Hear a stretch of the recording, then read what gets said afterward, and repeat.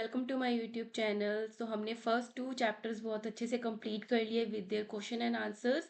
And today we are going to start our third chapter, that is atoms and molecules.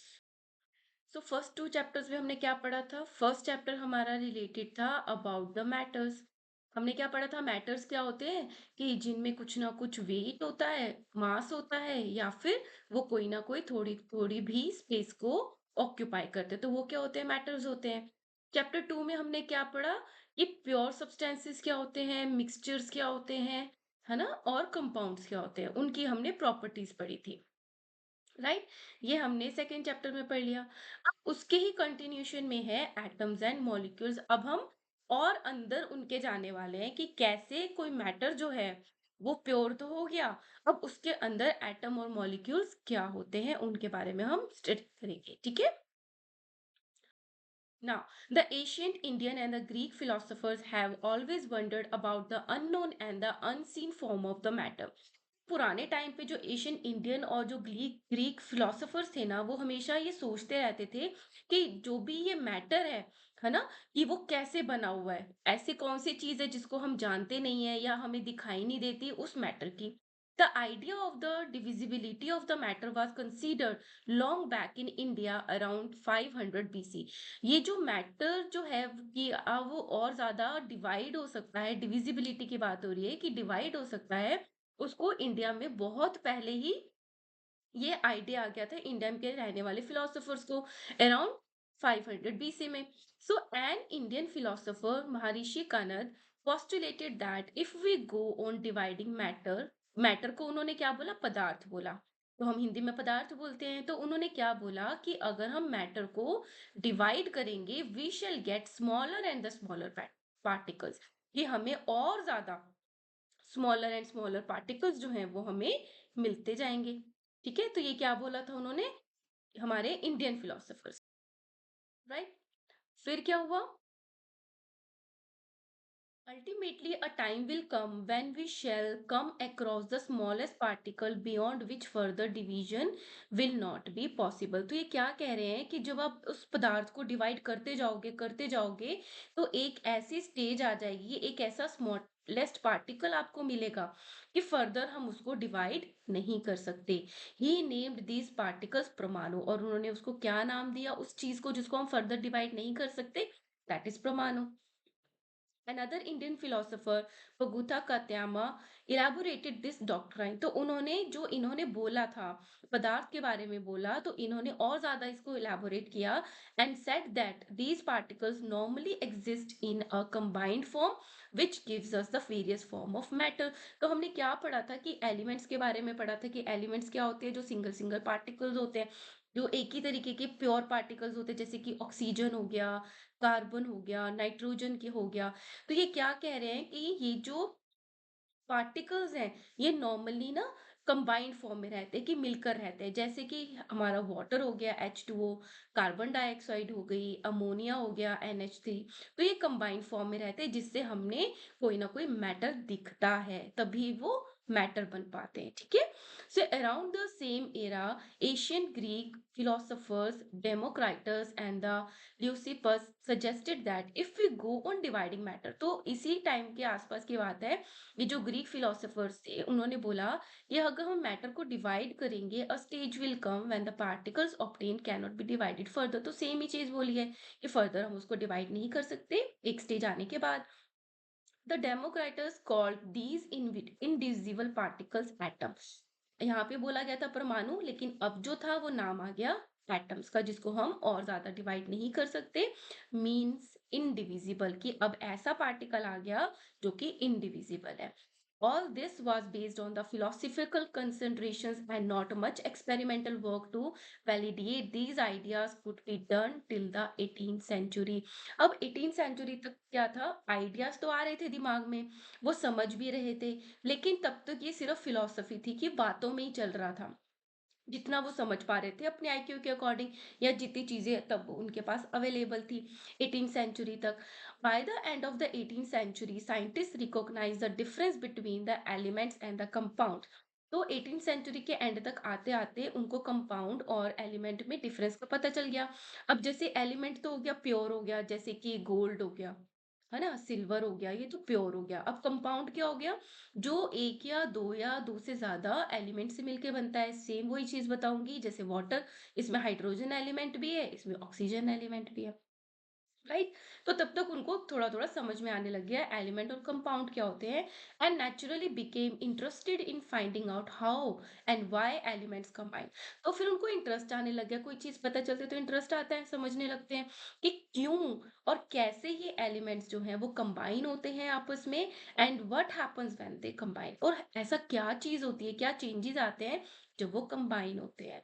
The Antoine Lavoisier laid the foundation of the chemical sciences by the establish the two important laws of the chemical combination। तो इन्होंने एक बहुत दो important ऐसे laws दिए chemical composition में। Chemical composition मतलब कि क्यों एलिमेंट्स जो हैं वो मिलते हैं, है ना, कंबाइन होते हैं जिससे मैटर बनता है।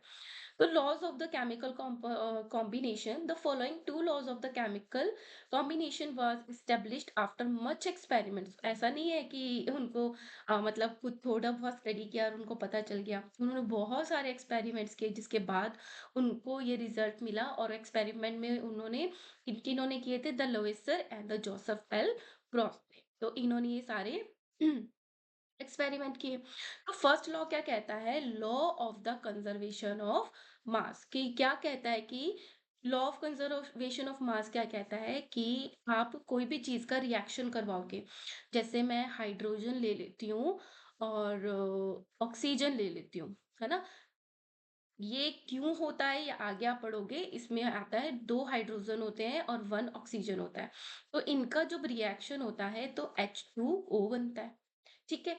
तो इन लॉ ऑफ कंजर्वेशन मास का मतलब क्या है कि इसमें जितने हाइड्रोजन या ऑक्सीजन है, तो जो रिजल्ट आएगा केमिकल रिएक्शन के बाद वो भी सेम ही होगा। इसमें भी दो हाइड्रोजन है, एक ऑक्सीजन है, और जो हमने लिया था उसमें भी वही था। और जो मास है वो भी सेम रहता है। मास का मतलब क्या है, अगर मैंने टोटल जो रिएक्ट करने वाला था वो 5 ग्राम लिया था, तो रिएक्शन करने के बाद जो बनेगा वो 5 ग्राम ही बनेगा, ना कम बनेगा ना ज्यादा बनेगा। So this is a law of conservation of mass. Is there a change in a mass when the chemical reaction takes place? No, वो रहेगी सेम। और इसी को हम बोल देते हैं क्या बोलते हैं, conservation of mass. So activity में बोला है, take one of the following sets X and Y of the chemical, कि कोई भी एक सेट उठा लो। जैसे नंबर 1 में गिवन है copper sulphate and sodium carbonate, second में है barium chloride and sodium sulphate, third में है lead nitrate and the sodium chloride. तो अगर हम फर्स्ट को पिक करते हैं, that is the copper sulphate and the sodium carbonate, तो वो होता है CuSO4, copper sulphate, sodium carbonate है Na2CO3, और जब इनका रिएक्शन होता है, आप ये हम रिएक्शन पढ़ेंगे, तो बनेगा Na2SO4 प्लस CuO, ये बन जाएगा। तो यहाँ पर क्या है, हम रिएक्शन करवा रहे हैं कॉपर सल्फेट और सोडियम कार्बोनेट की, CuSO4 प्लस Na2CO3 से बनेगा सोडियम सल्फेट Na2SO4, और यहाँ पे बनेगा sodium carbonate, sorry, copper carbonate, that is CuCO3, और बनेगा वाटर। ठीक है, तो ये रिएक्शन मिलेगी इसमें। अब हम ये कैसे करेंगे reaction, prepare separately 5% solution of any one pair of the substances listed under X and Y in water. तो कॉपर सल्फेट यहाँ एक्स है और यहाँ पे सोडियम कार्बोनेट वाई है। ये जब हम इनकी रिएक्शन करवाएंगे, तो रिएक्शन कराने के लिए पहले हमें 5% सॉल्यूशन बनाना है। तो 5% सॉल्यूशन का क्या मतलब है कि कॉपर सल्फेट है तो उसमें से 95% तो क्या होना चाहिए, वाटर, और जो 5% है वो कॉपर सल्फेट होना चाहिए। सिमिलरली सोडियम कार्बोनेट है, उसमें 95% होना चाहिए वाटर, और जो 5% है वो सोडियम कार्बोनेट होना चाहिए। तो इस तरीके से हमारा 5% सॉल्यूशन बन गया।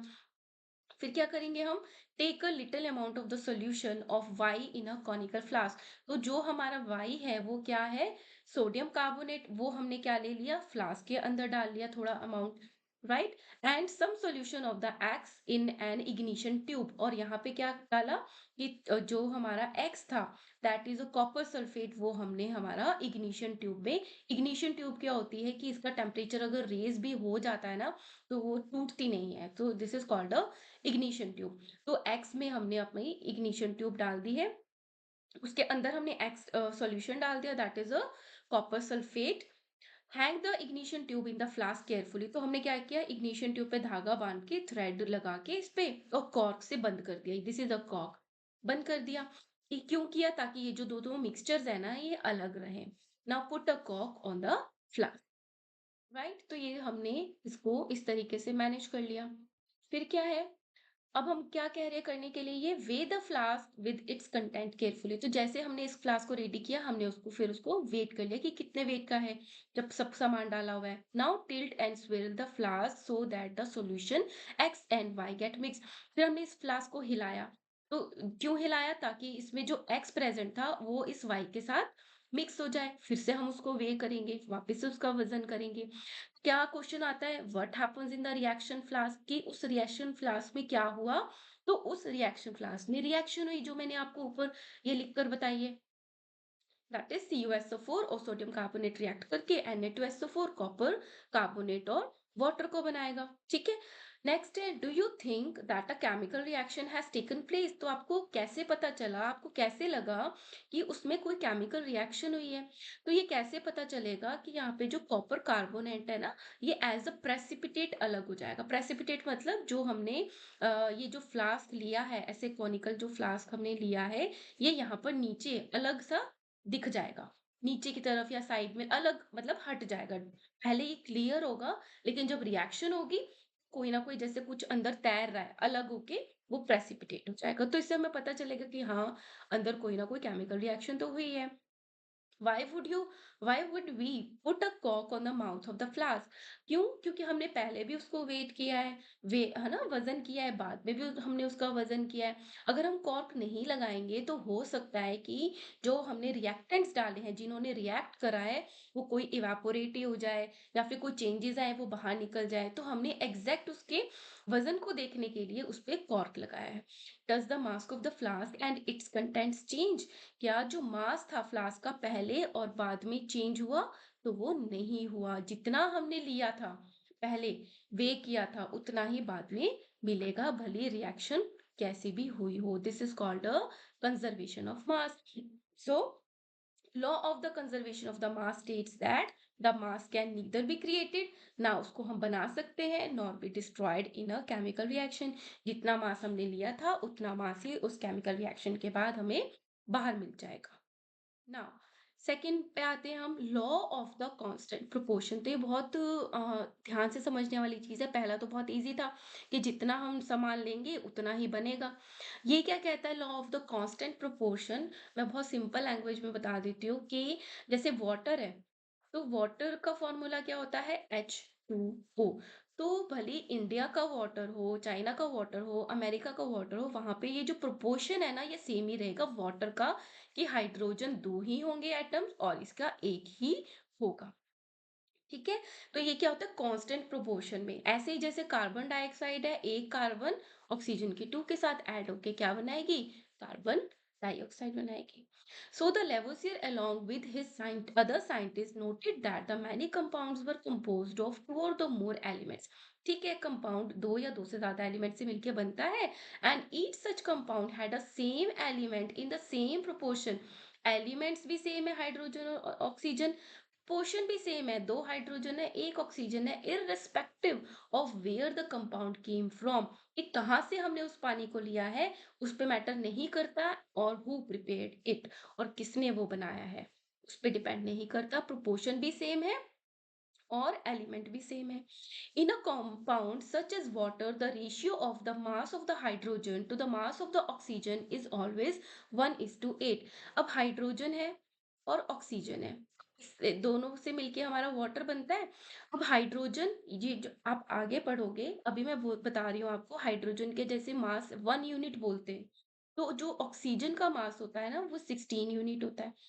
वाटर में ये यहाँ पे H2O है, हाइड्रोजन 2 है, तो टोटल मास कितना हो गया हाइड्रोजन का? 1 इंटू 2, कितना हो गया? 2 इज टू 16, तो कट किया, 2 वन ज़ा 2, 8। क्या प्रोपोर्शन आ गई इनकी? 1 इज टू 8। तो कहीं पे से भी हम पानी ले लें, वहां पे हाइड्रोजन का मास और ऑक्सीजन का मास ऑलवेज 1 इज टू 8 की रेशियो में होगा, whatever the source of water. दस, if 9 gram of the water is decompose, अगर हमने 9 ग्राम वाटर को डिकम्पोज किया है, अब 1 प्लस 8 को उन्होंने 9 बोल दिया, 9 ग्राम वाटर को हमने डिकम्पोज किया है, तो 1 ग्राम हमें क्या मिला? हाइड्रोजन, एंड 8 ग्राम हमें मिल गई oxygen, are always octet. Similarly in ammonia, ammonia क्या होता है? NH3। नाइट्रोजन एक है, हाइड्रोजन 3 है। नाइट्रोजन का मास होता है 14 यूनिट्स और हाइड्रोजन का एक होता है, बट यहाँ पे 3 है तो इंटू 3, सो क्या हो गया? 14 इंटू 3। कि हमेशा जो अमोनिया है उसमें का रेशियो कैसा होगा? 14:3 बाय मास, यहाँ पे मास की बात हो रही है। whatever the method or the source from which it is obtained, कहीं से भी किसी भी तरीके से हमने अमोनिया को बनाया है, हमेशा 14:3 ही होगा। This led to the law of the constant proportion, which is also known as the law of the definite proportion. Definite भी वही है कि फिक्स है, चेंज नहीं हो सकता। अमोनिया को हम ऐसे नहीं लिख सकते N2H3, वो अमोनिया नहीं हो जाता, वो कुछ और ही हो जाता है। तो डेफिनेट प्रोपोर्शन भी बोलते हैं या कांस्टेंट, कि फिक्स रहता है। So this law was stated by the Proust as in a chemical substance the elements are always present in the definite proportion by the mass.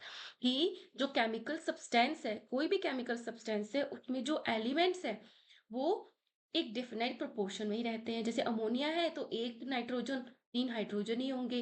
Carbon dioxide है तो एक कार्बन और 2 ऑक्सीजन होंगे। Water है तो 2 hydrogen और 1 oxygen ही होगा, ठीक है। Now, the next problem faced by the scientists was to give appropriate explanation of these law. अब उन्होंने बहुत सारे एक्सपेरिमेंट्स करके देख लिया है कि हमेशा हमेशा एक तो कंजर्वेटिव हो रहा है लॉ, कि जो हम रिएक्शन में डाल रहे थे जितना उतना ही बन रहा था, या हमेशा डेफिनेट प्रोपोर्शन में ही हो रहा है। ये एक्सपेरिमेंट से उन्होंने देख लिया, बट ऐसा हो क्यों रहा है उसकी एक्सप्लेनेशन भी तो स्टडी करनी पड़ेगी, उनको ढूंढना पड़ेगा। So British chemist the John Dalton provided the basic theory of the nature of the matter. तो जो जॉन डॉल्टन थे उन्होंने बताया इस मैटर के बेसिक नेचर के बारे में। The Dalton picked up the idea of the divisibility of the, बताया कि कैसे हम मैटर को, क्या हम और ज्यादा डिवाइड कर सकते हैं, या डिवाइड करते हैं तो क्या होता है, which was till then just a philosophy. तब तक यही था कि मैटर को शायद हम डिवाइड कर सकते हैं, तब तक कोई ना कोई ये फिलोसफी थी, लेकिन एक्सपेरिमेंट्स नहीं किए हुए थे। he took the name atoms as given by the Greeks। तो उन्होंने क्या किया? एटम वर्ड को पिक किया जो ग्रीक्स ने दिया था, and said that the smallest particles of the matter are atoms. कि अब जो भी मैटर है जिसका कोई ना कोई मास होता है या वो उस स्पेस को ऑक्यूपाई करता है, उसका जो स्मॉलेस्ट पार्टिकल होता है उसको क्या नाम दे दिया उन्होंने? एटम दे दिया। ठीक है। This theory was based on the law of the chemical combination, और ये थ्योरी उन्होंने किस बेस पे दी? केमिकल कॉम्बिनेशन की वजह से। कि जैसे 2 हाइड्रोजन है, 1 ऑक्सीजन है, तो रिएक्ट करके H2O बन रहा है, हाइड्रोजन भी 2 है, ऑक्सीजन भी 1 है, तो ये बन रहा है। बट ये कॉम्बिनेशन जब हो रहा है तो इसमें क्या इन्वॉल्व हो रहे हैं? इसमें एटम्स इन्वॉल्व हो रहे हैं। हाइड्रोजन के एटम्स और ऑक्सीजन के एटम्स आपस में कंबाइन होके वाटर बना रहे हैं। So his theory was based on the law of the chemical combination. The Dalton's atomic theory provided an explanation for the law of conservation of the mass and the law of definite proportion. तो ये ही उन्होंने atomic theory दी, जिससे उनका explanation हुआ, इन दोनों laws का वो explain कर पाए। ठीक है। The John Dalton was born in a poor weaver family in 1766। In England में उनका बर्थ हुआ था। वो बहुत ही पुअर थे। He began his career as a teacher at the age of 12। 12 की एज में उन्होंने एज अ टीचर अपना करियर जो था वो स्टार्ट किया था। 7 years later he become a school principal. After 7 years principal बन गए। In 1793 Dalton left for the Manchester to teach mathematics John Dalton. तो वो मैथमेटिक्स पढ़ाने चले गए। तो John Dalton physics and the chemistry क्या पढ़ाते थे? वो फिजिक्स और केमिस्ट्री पढ़ाते थे। ही spent most of his life there teaching and the researching. तो उन्होंने अपनी जो लाइफ थी ज्यादा टाइम वो स्पेंड करते थे अब पढ़ाने में, क्या पढ़ाना है, कैसे पढ़ाना है, और रिसर्च करने में। क्योंकि जब हम पढ़ते हैं ना तो हमारे माइंड में बहुत सारे क्वेश्चंस जो है वो पुट होते हैं, तो उसको फिर रिसर्च की जाती है कि जो लोगों ने ऑलरेडी सर्च किया हुआ है उसमें और क्या हम रिसर्च कर सकते हैं, क्या और ज्यादा सर्च कर सकते हैं। इन 1808 ही रिप्रेजेंटेड हिज एटॉमिक थ्योरी। तो उन्होंने 1808 में अपनी एटॉमिक थ्योरी को प्रेजेंट किया, which was a turning point in the study of matter. तो जो कि एक टर्निंग पॉइंट था मैटर की स्टडी के लिए। अभी तक हमें मैटर पता था, एटम तक पहुंच गए थे। So according to the Dalton's atomic theory, all matters, whether a compound or a mixture is composed of the small particles called the atoms। भले ही एलिमेंट है, आपको पता है एलिमेंट्स क्या होते हैं, भले ही वो कंपाउंड्स हैं जो दो या दो से ज्यादा एलिमेंट से मिलके बनते हैं, भले ही वो मिक्सचर है जिनको हमने रैंडमली मिक्स कर दिया है, उसका जो स्मॉलेस्ट पार्टिकल होता है वो क्या होता है, एटम होता है। जबकि अब हमें पता है कि नहीं, एटम्स को और ज्यादा डिवाइड कर सकते हैं, क्योंकि उसमें इलेक्ट्रॉन्स होते हैं, प्रोटॉन्स होते हैं और न्यूट्रॉन्स होते हैं। बट तब तक जब एटॉमिक थ्योरी दी थी डाल्टन ने, तब तक यही पता था कि स्मॉलेस्ट पार्टिकल क्या है, एटम है। The postulates of this theory में बी स्टेटेड एज फॉलोज। तो उन्होंने क्या क्या चीजें बोली थी। First is all matter is made up of the tiny particles called the atom. कि जो भी मैटर है, किसी भी फॉर्म में जो भी मैटर है, वो टाइनी पार्टिकल से मिलकर बना है, जिसको हमने एटम बोला है। Atoms are indivisible. एटम्स को हम और ज्यादा डिवाइड नहीं कर सकते, which can not be created और destroyed in a chemical reaction. तो जैसे मैंने हाइड्रोजन और ऑक्सीजन का रिएक्शन करवाया, H2O बना, तो इसमें जितने एटम्स थे या ऑक्सीजन में जितने एटम्स थे, वही उस केमिकल रिएक्शन के बाद बने रहेंगे। इनडिविजिबल पार्टिकल्स है, ना उसको क्रिएट कर सकते हैं, ना ही डिस्ट्रॉय कर सकते हैं। ऐसा नहीं है कि यहाँ पे मैंने दो लिए थे और जो रिएक्शन करके बनेगा वो H2O बनेगा, ऐसा नहीं होता।